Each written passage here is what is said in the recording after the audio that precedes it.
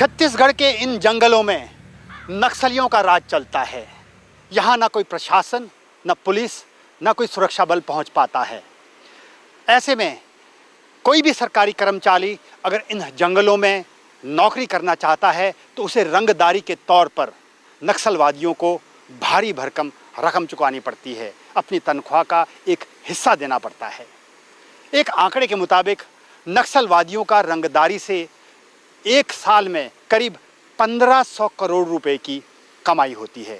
यानी नक्सलवाद अब विचारधारा से हटकर एक धंधा बन गया है, रंगदारी का धंधा। दूसरा दिन, जगह जगदलपुर का जंगल, वक्त सुबह 8:20।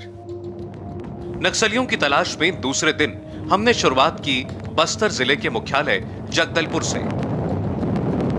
यहां हमें नक्सलियों के बारे में पुख्ता जानकारी मिलने की उम्मीद थी।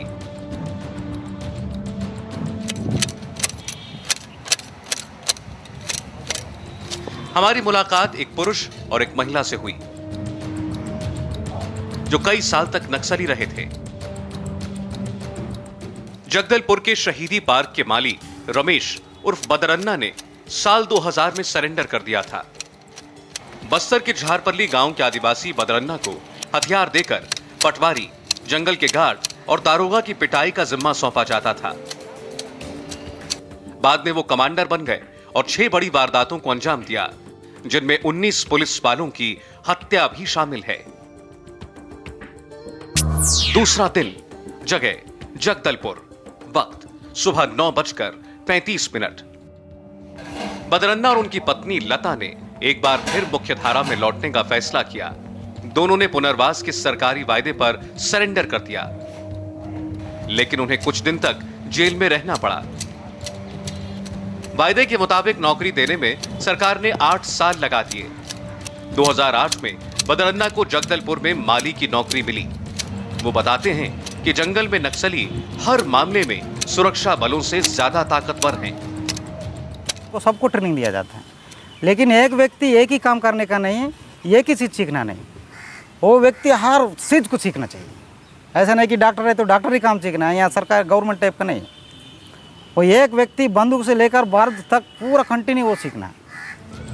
नक्सलियों के बारे में बदरन्ना कुछ बेहद चौंकाने वाली हकीकत बताते हैं। बिना मोबाइल टावर के नक्सलियों का मजबूत सूचना तंत्र और हर उम्र के लोग अब नक्सलियों की बड़ी फौज का हिस्सा हैं। अभी घर घर में नक्सली है, एक नहीं, दो नहीं, उंगली में नहीं गिनना है, हजारों में गिनते जाओ। घर घर में नक्सलाइट।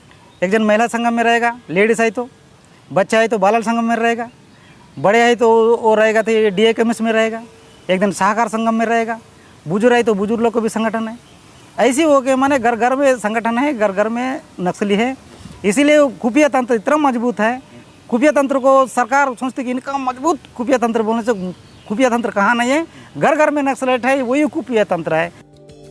बदरन्ना की पत्नी सुजाता उर्फ लता भी 7 साल तक नक्सली कमांडर थीं, लेकिन बाद में सरेंडर करके वो छत्तीसगढ़ पुलिस फोर्स का हिस्सा बन गई।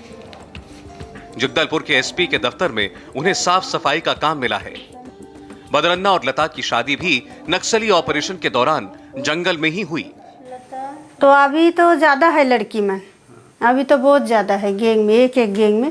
पहले कम थे, हम लोग रहते समय ना एक गैंग में 3 जन 4 जन ऐसी थे, तो बराबर रहते थे, जेंट्स लोग लेडीज बराबर। जिनका काम बांट देते तो वो काम पूरा करना है। पूर्व नक्सली कमांडरों से कुछ देर की बातचीत के बाद हमें खबर मिली कि जगदलपुर के कुछ ऐसे गांव हैं जहां नक्सलियों का ग्रुप हो सकता है।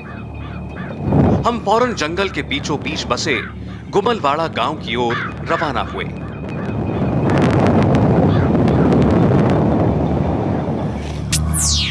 दूसरा दिन, जगह जगदलपुर, गुमलवाड़ा गांव, वक्त सुबह 10:20। जगदलपुर हेडक्वार्टर से करीब 60 किलोमीटर दूर जंगल के बीचों बीच पहाड़ी पर बसे गुमलवाड़ा गांव तक का सफर बेहद खतरनाक है। यहां किसी भी जगह लैंडमाइन हो सकती है। घने जंगलों से गुजरते वक्त हमारे ड्राइवर ने भी अंदर जाने से मना कर दिया। उसने हमसे कहा कि हम अगर चाहें तो उसकी कार ले लें। वो गाड़ी से उतर रहा है और साइकिल लेकर वापस चला जाएगा। इतना घबराया हुआ था वो, क्योंकि गाड़ी देखकर नक्सली हमला कर सकते हैं। लेकिन थोड़ी देर बाद ड्राइवर मान गया। कितने दूर है? सुरक्षा बलों और स्थानीय लोगों ने बताया कि जंगलों के पास वाले जगदलपुर के कई गांव में अक्सर नक्सलियों के झुंड आते हैं। उनके डर से गांव के लोग बाहरी लोगों से कम ही घुलते मिलते हैं। राम राम। यहां हमें एक पढ़ा लिखा लड़का राम सिंह मिला, जो हिंदी भी जानता था। हमने बताया कि हम एक न्यूज चैनल से हैं, तो उसने गांव वालों के रहन सहन का वीडियो शूट करने की इजाजत दे दी।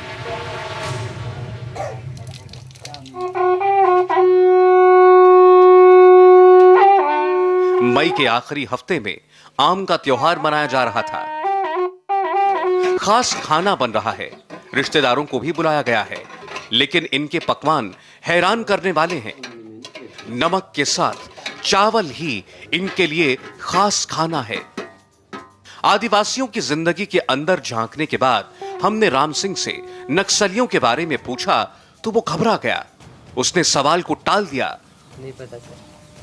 और हमें एक बार फिर जंगलों का रुख करना पड़ा।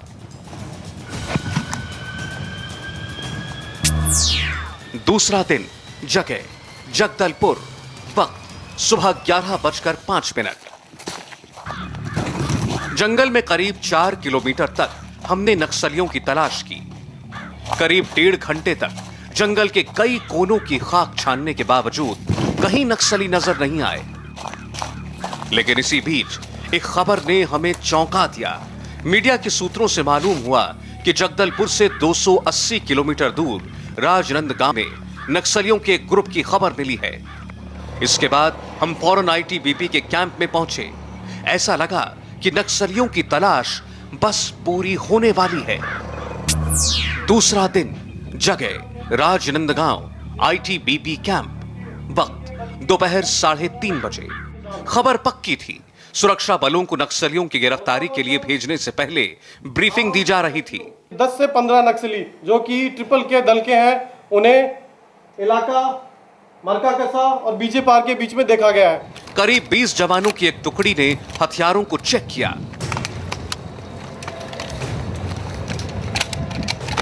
इसके बाद सुरक्षा बलों के जवान नक्सलियों की तलाश में निकल पड़े। इंडिया टीवी की टीम भी आईटीबीपी के साथ राजनंद गांव के जंगलों की ओर चलने लगी।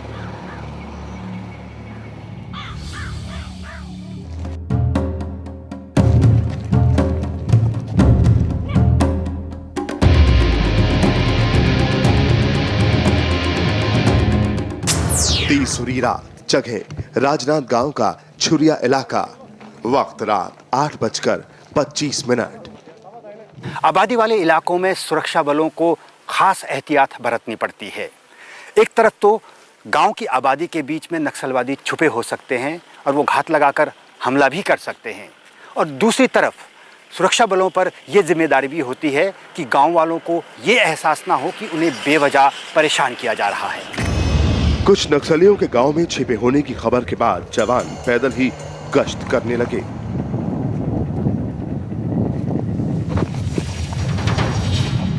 घने अंधेरे में भी जवान टॉर्च कम ही जलाते हैं, क्योंकि घात लगाए नक्सली उन पर हमला कर सकते हैं। इन्हीं हालात में जवानों को कई किलोमीटर का सफर तय करना पड़ता है। करीब 3 किलोमीटर तक चलने के बाद आईटीबीपी को एक और खबर मिली। छुरिया के जंगलों में नक्सलियों के एक बड़े ग्रुप की हलचल देखी गई है।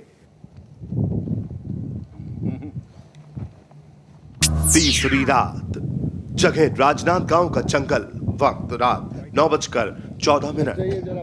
रात में सर्च ऑपरेशन के लिए सुरक्षा बलों के पास holographic machine, night vision light और इंफ्रारेड टेक्नोलॉजी वाली लाइट होती है, जिसे वो अपने हथियारों के ऊपर लगाकर जंगल में होने वाली हर हलचल पर नजर रखते हैं।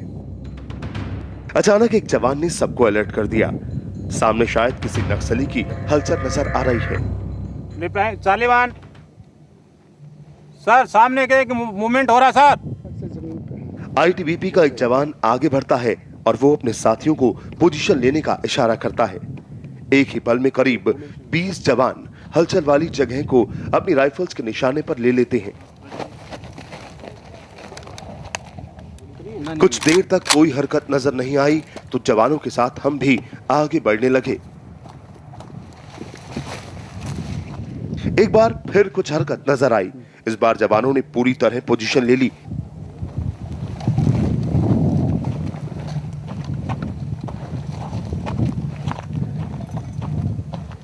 बार बार किसी की मूवमेंट हो रही थी। जवानों ने इंफ्रारेड लाइट निकाली। सामने 2 संदिग्ध लोग नजर आए। तीसरी रात, जगह राजनाम गांव के जंगल, वक्त रात 10:56। आईटीबीपी को मालूम हुआ कि इंफ्रारेड लाइट में नजर आने वाले लोग जंगल से कुछ दूर बसे गांव के लोग हैं और वहां सुरक्षा बल के कुछ जवान भी गश्त लगा रहे हैं। इसके बाद आईटीबीपी के जवान नक्सलियों की तलाश में जंगल में दूसरी ओर बढ़ गए, लेकिन दोबारा नक्सलियों का कोई नया मूवमेंट नहीं नजर आया। पुख्ता खबर और जंगल में कुछ ही दूरी पर हलचल के बावजूद वो फरार हो चुके थे। इस बार भी उनका सूचना तंत्र ज्यादा तेज निकला। नक्सलवाद की जड़ क्या है, क्यों आदिवासी और गांव के लोग उनका समर्थन करते हैं, ये सवाल बड़ा जरूरी था। वहाँ के नौजवानों को सिखा पढ़ा करके उनके हाथ में कई बार हथियार देकर हथियार मिलता है तो उसको लगता है कि मैं जरा बलशाली हो गया, तो उनको अपमानित करना शुरू किया और धीरे धीरे उन संस्थाओं को उन्होंने पूरी तरीके से नष्ट कर दिया जिनका पूरा गांव सुनता था और फिर इनका एक क्षेत्र राज हो गया। आखिर क्या वजह है कि आज तक बस्तर से नक्सली खत्म नहीं किए जा सके? बस्तर के घने जंगल, गांव वालों का डर या गांव वालों का लालच? हमने मुलाकात की दिनकर राव भाखरे से, नक्सलवादियों की समझ रखने वाले एक और जानकार। आप उनकी सप्लाई लाइन नहीं काट रहे हैं, पूरी की पूरी सप्लाई लाइन है उनकी। कहाँ से आ रही हैं राइफलें, कहाँ से आ रहे हैं रॉकेट लॉन्चर? कोई यहाँ प्रोड्यूस कर रहे हैं, कोई टोंगपाल में प्रोड्यूस हो रहा है, दरबार में प्रोड्यूस हो रहा है, तो सब बाहर जा रहा है। आप उसकी सप्लाई लाइन रोक नहीं सकते हैं। खतरनाक रूप से बढ़ रही लाल सलाम करने वाली ताकत, सरकार के खिलाफ समानांतर सत्ता, करोड़ों की रंगदारी, पुलिस, राजनेता और जनता का कत्लेआम, ये है उस नक्सली का चेहरा जो जनता पर हो रहे जुल्मों के खिलाफ उन्हीं के बीच से उठकर गया था, लेकिन सबका दुश्मन बन बैठा है। 3 दिन 3 रात एक करने के बावजूद नक्सली सामने नहीं आए। हमारा दिल्ली वापसी का सफर शुरू हो चुका था, लेकिन लौटते वक्त दिलो दिमाग में कई सवाल तस्वीर की तरह उभरकर सामने आने लगे।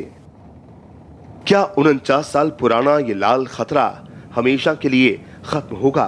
क्या राज्य और केंद्र सरकार की कमजोर कोशिशें इस समस्या को मिटाने के लिए गंभीरता से प्रयास करेंगी? क्या वोट बैंक की सियासत से हटकर नक्सलवाद को राज्य और देश की समस्या मानकर ईमानदार प्रयास होंगे? फिलहाल हरे भरे जंगलों में नक्सली नफरत का ही कब्जा है, जो पूरे हिंदुस्तान के लिए बहुत बड़ा खतरा है।